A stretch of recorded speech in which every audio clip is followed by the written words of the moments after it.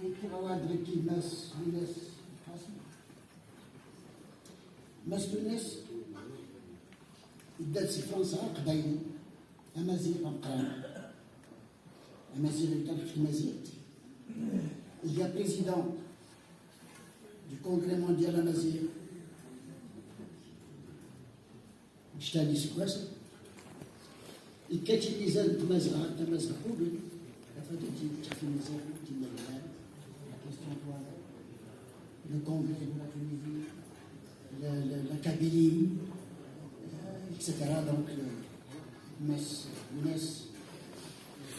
il est connu par son militantisme et son engagement sur le terrain. Bourjawal, Mdok Mouha, Ajajar.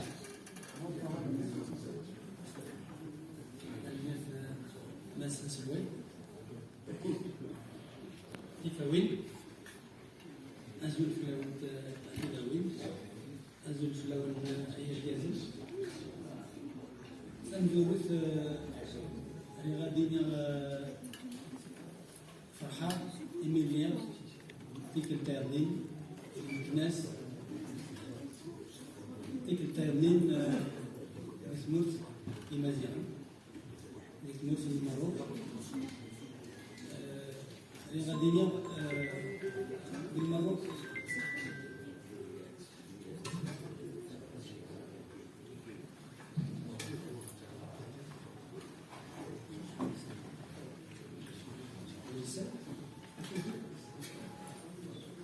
سلم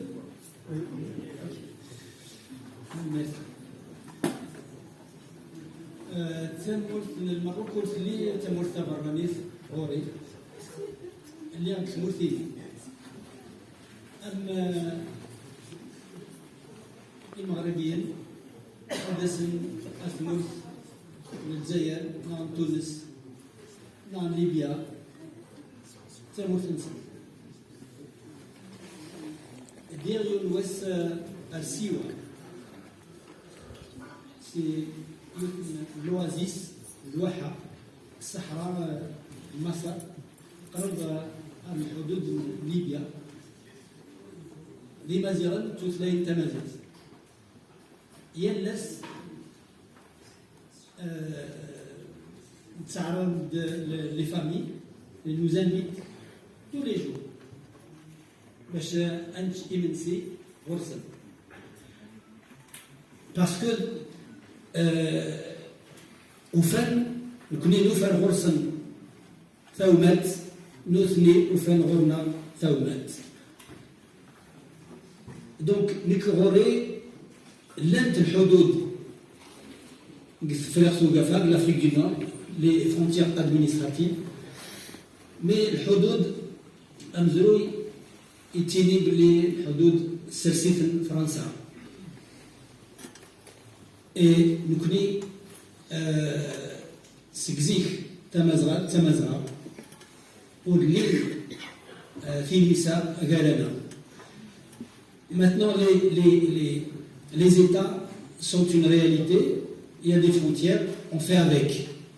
Mais ce que nous demandons, c'est que nous ayons au minimum la liberté totale de circulation dans ce territoire-là. La liberté totale de circulation. En Europe,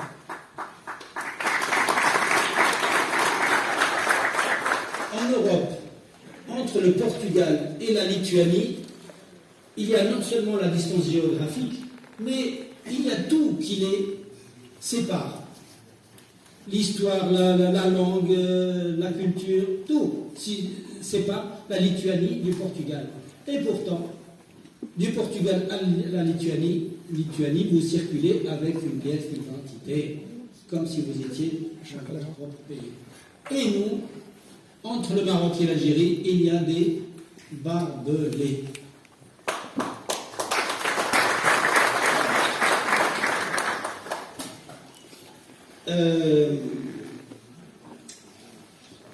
Je suis ici pour, au nom du Congrès mondial amazigh et en mon nom personnel, pour dire de vive voix notre sympathie, notre amitié, notre fraternité et présenter nos sincères condoléances à la famille de Mouhajaja et Hassan Ben Haqiya qui nous ont quittés récemment, et évidemment à l'association Acide et à tous les amis de Mouhajaja et de Hassan Ben Haqiya. Je suis ici, nous sommes tous ici, rassemblés par celui qui nous a toujours rassemblés, celui qui cultivait la fraternité, Taoumet, Gal Imaziran, bien au-delà des frontières marocaines, et il cultivait même la fraternité humaine. C'est Mouhajaja. Je me souviens de lui de manière précise au congrès de Nador en 2005, le premier en terre de Tamazra continentale, comme le disent nos frères amazirs canariens.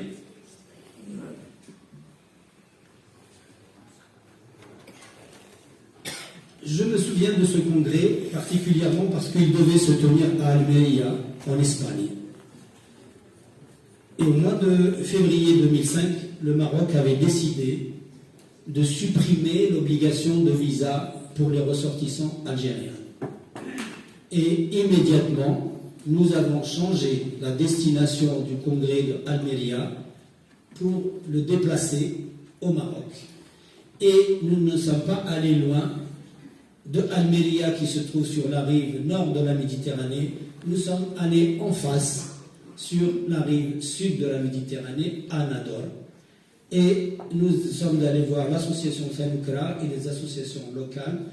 Nous leur avons dit, ce congrès, vous le faites ici, point. Comment? On ne sait pas, mais vous le faites ici. Et nous avons eu la chance de tomber sur un monsieur qui s'appelle Tariq Yahya, qui était président de la Chambre de commerce et d'industrie de Nador, qui avait été maire de Nador et député, et qui a eu des problèmes avec le Marzeb, Xnes la députation, Xnes la mairie,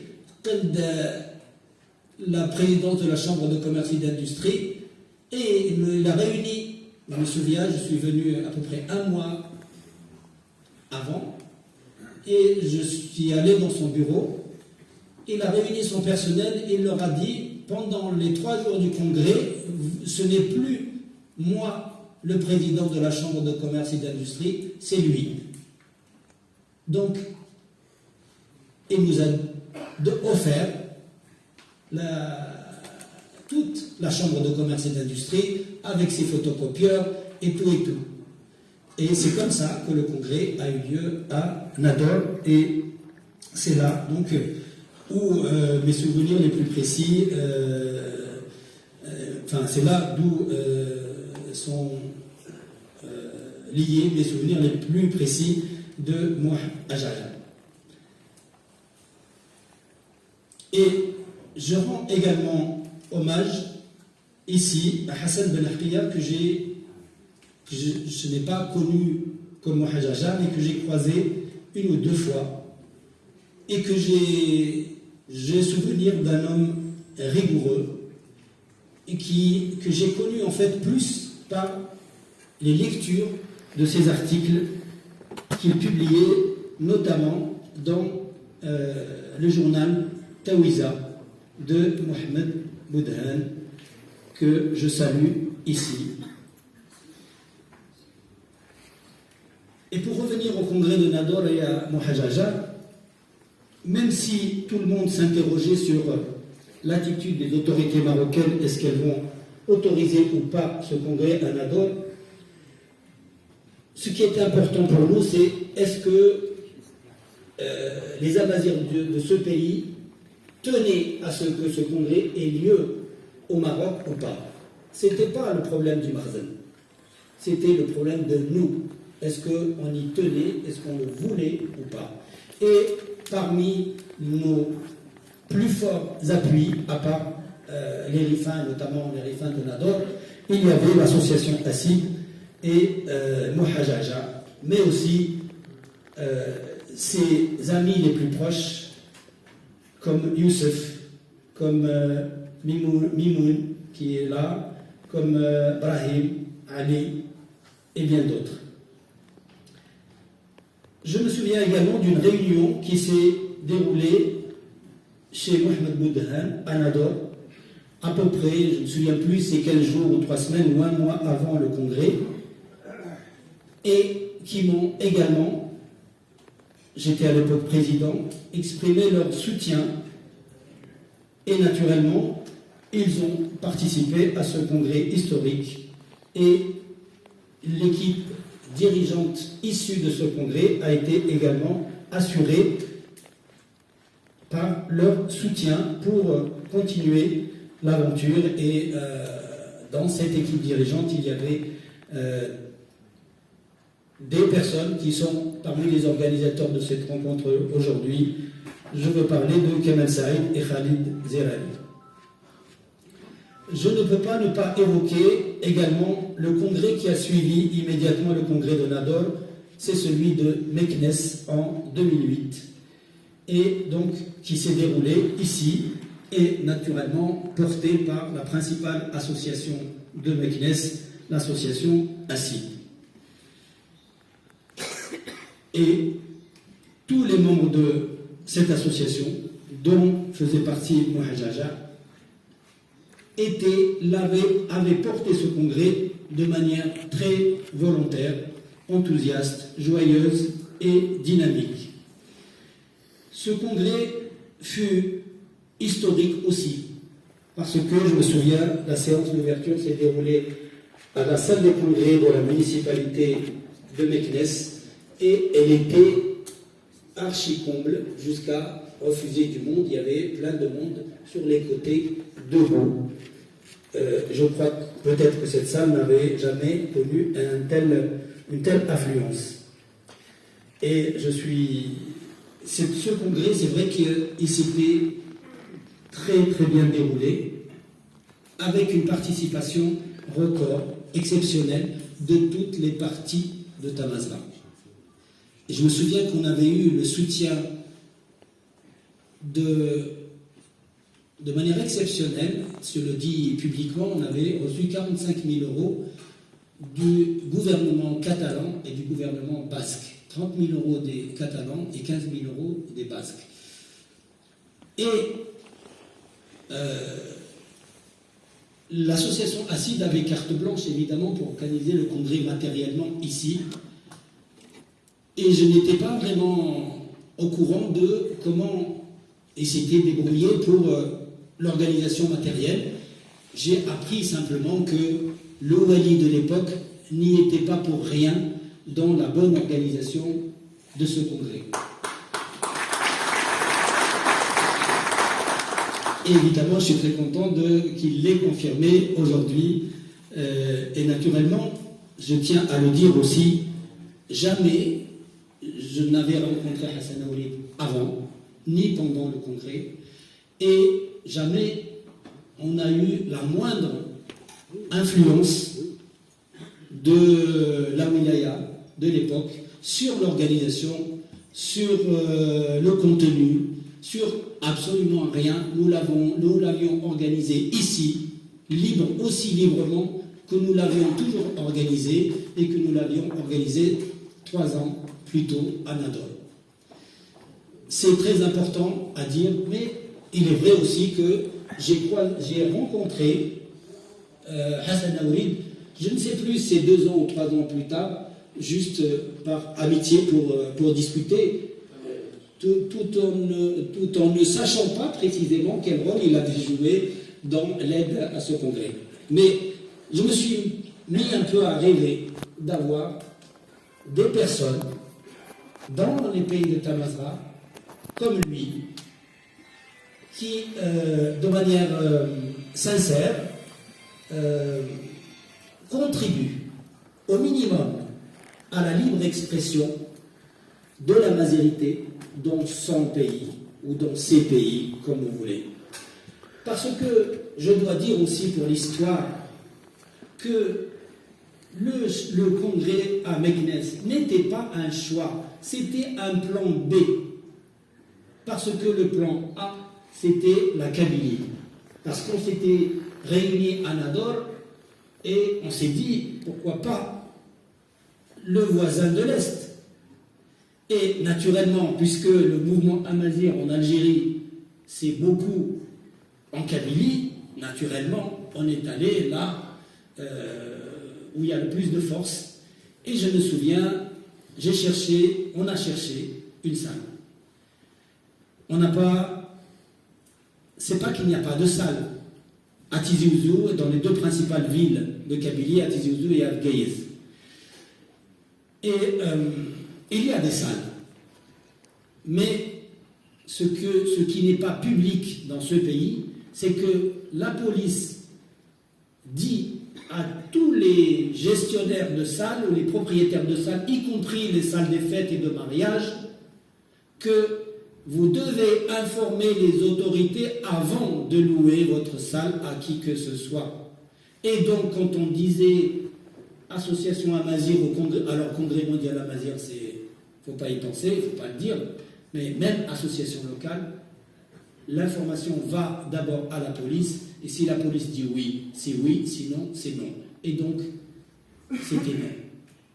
Et j'ai été voir le président de l'Assemblée populaire de Wilaya, de Tizi Ouzou, Mohamed Ikharban, c'est son nom à l'époque. Je lui ai dit, faites une conférence où vous réunissez les Amazirs du monde, de Tamazra et de partout. C'est vous qui organisez. C'est pas le congrès du CMA. Nous, on va faire une réunion à côté, en marge, mais organiser une conférence des Amazirs. Évidemment, c'était un Mohamed Khalban est un militant amazigh qui a été à l'ONU pour plaider la cause amazigh. Mais pas de nouvelles. J'ai été voir le président de l'Assemblée populaire de Wilaya de Gaïez pour dire la même chose, ce sera votre congrès. Vous n'êtes pas fiers d'accueillir les Amazirs de tous les pays? Il m'a dit, je vous promets que je vais demander ça au ministère de l'Intérieur. Quand il m'a dit ça, j'ai dit, ça ne se fera pas. Comment un président d'une wilaya, d'une région, tu ne peux même pas organiser une réunion sans en référer, sans demander l'autorisation du ministre de l'Intérieur. Qu'est-ce que tu fous là? Quelle est l'autorité que tu as? Quelle est la légitimité que tu as? Bon, donc ça s'est pas fait. Et on s'est retrouvé avec une plainte que nous avons déposée contre le wali de Tizi Ouzou parce que c'est lui, en fait, qui refusait que les Amazirs se réunissent chez eux en famille.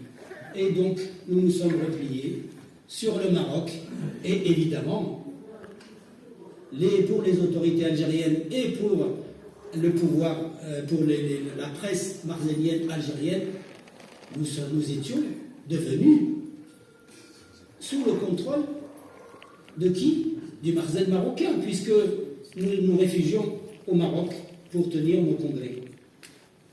Et jusqu'à aujourd'hui, ça nous poursuit. Kamira Naïtsid, qui est en prison, qui est la coprésidente du CMA depuis 7 mois, 2 jours avant son arrestation, il y avait une émission à la radio publique algérienne à 8h30 du matin. Un type qu'on présente comme expert international en géo, je sais pas quoi, qui en fait est un fonctionnaire du ministère de l'Intérieur, et on lui pose la question sur le mouvement Amazigh international. Et il dit, il n'y a pas de mouvement Amazigh international, ça s'appelle en réalité le Congrès mondial Amazigh. Ah bon? Donc lui, l'expert, il connaît. Il dit que le Congrès mondial Amazigh est financé par les services marocains et le Mossad. Oui, ça vous fait rire, mais sauf que 2 jours après, Camara est en prison et parmi les 8 chefs d'accusation, il y a financement ou d'avoir reçu de l'argent occulte de l'étranger. Donc vous voyez comment on crée une rumeur comme ça, et pour pouvoir accuser les gens d'un crime qu'ils n'ont jamais connu, et Camara, évidemment, n'a absolument rien à faire en prison. C'est une militante de la cause amazigh. Point.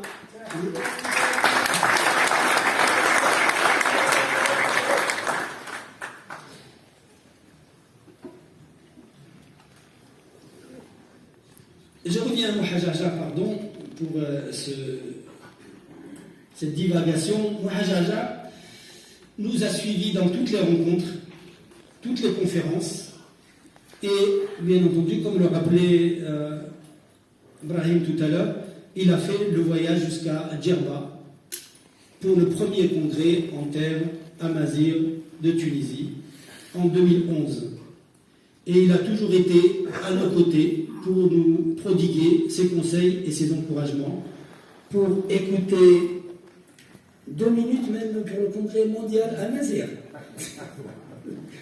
J'accélère. J'accélère.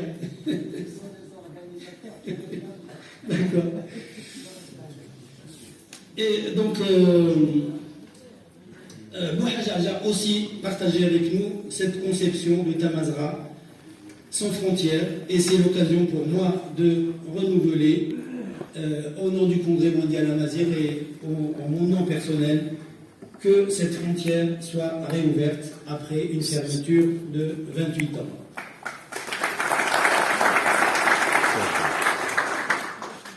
Et je ne peux pas ne pas dire un mot sur la situation des Amazirs par-delà les frontières, notamment chez le pays voisin, parce que Mouhajaja posait toujours cette question, alors comment ça va de l'autre côté? Je dois vous dire que la situation n'a jamais été belle, mais elle est encore moins belle aujourd'hui. Après avoir fait taire les Chaouis à l'est, après avoir fait taire les Azmzab au sud, le pouvoir militaire algérien s'attaque violemment à la Kabylie, le bastion de la mazirité. Et Camara Naïtsid, comme 300 autres Kabyles, fait les frais de cette attaque virulente du pouvoir militaire algérien contre la Kabylie. Et à travers la Kabylie, c'est l'anéantissement de la mazirité en Algérie. C'est ça l'objectif final, et on craint beaucoup pour ces détenus et pour Camara, parce que tout le monde a à l'esprit Kamal Dinfra, qui est mort en prison après 2 ans de détention à cause des mauvais traitements qu'il y a subis. Aujourd'hui, tous les jours, toutes les nuits, des brigades des forces spéciales de la police algérienne circulent en Kabylie avec des 4x4 noirs, avec des tenues qu'on appelle ninja en Algérie, armés jusqu'aux dents, et qui essayent d'enlever des jeunes de l'intérieur de leur domicile. Donc il y a, depuis à peu près 6 mois, une terreur qui s'est abattue sur la Kabylie. Et heureusement, de plus en plus de villages résistent et organisent des empêchements de ces enlèvements en se rassemblant et en menaçant les forces spéciales de s'en prendre à elles si elles continuent leurs enlèvements. Je n'oublie pas le Maroc également, parce que depuis presque 30 ans, je milite au sein du Congrès mondial amazigh sans frontières. Et je connais aussi le Maroc. Parfois, j'ai même l'impression de le connaître mieux que l'Algérie ou que d'autres contrées de Tamazra. Je n'oublie pas qu'il y a dans ce pays également des détenus politiques, et je pense à Nassar Zefzefi et ses camarades qui en a pris pour 20 ans sans motif légitime. Et il faut donc aussi demandé la libération sans condition de Nasser Zouslafi et de ses co-détenus. Je pense aussi à des choses symboliques mais très fortes, lourdement significatives. C'est le fait d'avoir débaptisé, c'est-à-dire enlevé le nom de Taougret au lycée de Tirsali. Il y avait une plaque toute prête qui était au nom de cette poétesse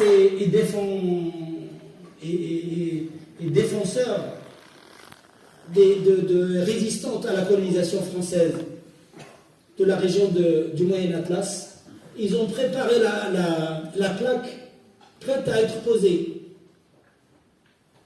Et quand j'ai regardé sur Google Maps, j'ai tapé lycée Tirsali, il est apparu lycée Taougret, c'est-à-dire c'est quelque chose qui était officiel. Et au dernier moment, ils ont fait tomber la plaque de Taougret pour mettre autre chose. C'est très grave ces choses-là au Maroc.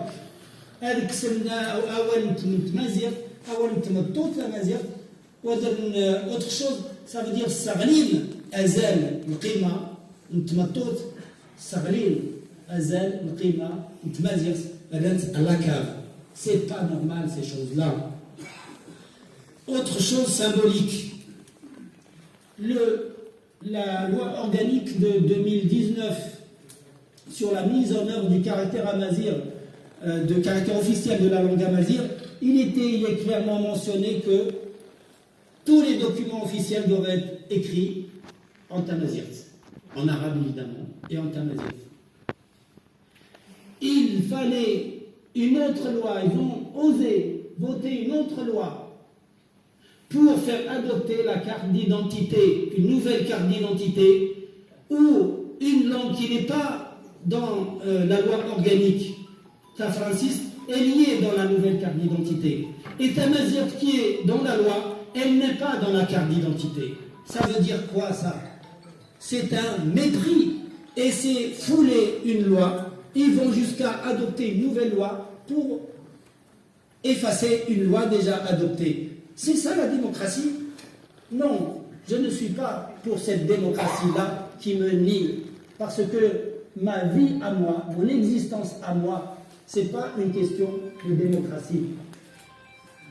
Je ne sais plus en quelle année, Bouteflika est allé à Tizi Ouzou, il a dit jamais Tamazirt ne sera officielle, et si jamais un jour elle est nationale, elle sera soumise à référendum auprès de tous les Algériens. Ok, ça ressemble à de la démocratie. Mais pourquoi je vais soumettre mon existence à un vote? Comment soumettre mon existence à moi à un vote d'autrui? Mon existence n'est pas une question d'opinion. Je vis ou je ne vis pas. Et donc, il a fallu quand même la mort de 126 jeunes en Kabylie en 2001 pour qu'en 2002, Bouteflika admette Tamazirt dans la Constitution comme langue nationale, en 2002. Et ensuite, je crois en 2016, elle est devenue officielle, mais une officialité qui n'est pas officielle, parce que ni au Maroc, ni en Algérie, Tamazirt n'est vraiment officielle. Il y a encore beaucoup à faire pour cela. Et je termine, pardon, Monsieur le Président, je reviens pour dire que comme Hassan Ben Ahtiya, comme Mouhajaja, comme nous tous, comme tous les Amazirs, nous aimons la vie. Nous aimons la paix. Nous avons la main sur le cœur, toujours prêts à accueillir et à aider. Mais voilà qu'on nous prive de nos droits les plus essentiels. Mais voilà qu'on nous agresse. Mais voilà que nous sommes discriminés chez nous, sur notre terre, sur la terre de nos ancêtres. Cela ne peut que nous pousser à dire stop, à dire basta, à résister, comme l'ont fait nos aïeux, et comme l'a fait Mouhajaja, et que nous le faisons tous en tant que militants de la mazirité. Nous ne voulons amaziriser personne. Nous voulons simplement vivre à côté des autres dans le respect mutuel.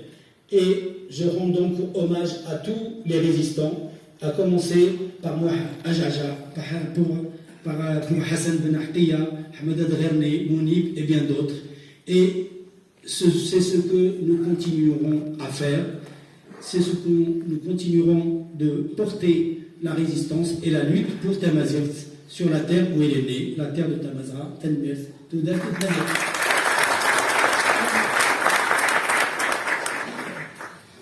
Tenmirti Immas Lunas,